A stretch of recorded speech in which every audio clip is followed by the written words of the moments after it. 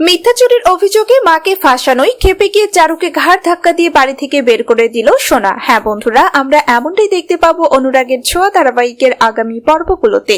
আমরা দেখতে পাই ফুড কম্পিটিশনে বিগ বং এর হয়ে প্রতিনিধিত্ব করে দীপা।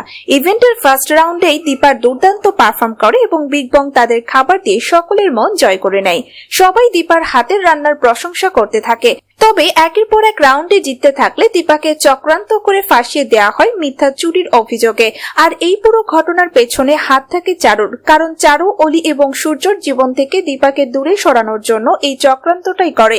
দীপাকে মিথ্যা অভিযোগে ফাঁসিয়ে জেলে পাঠিয়ে দেয়। অন্যদিকে এই চক্রান্তের জন্য মোটা অঙ্কের টাকার বিনিময়ে চারুকে সাহায্য করে জয়। চুরির অভিযোগে মাকে যে জেলে নিয়ে যাওয়া হয়েছে সেটা জেনে খুব ক্ষেপে যায় সোনা।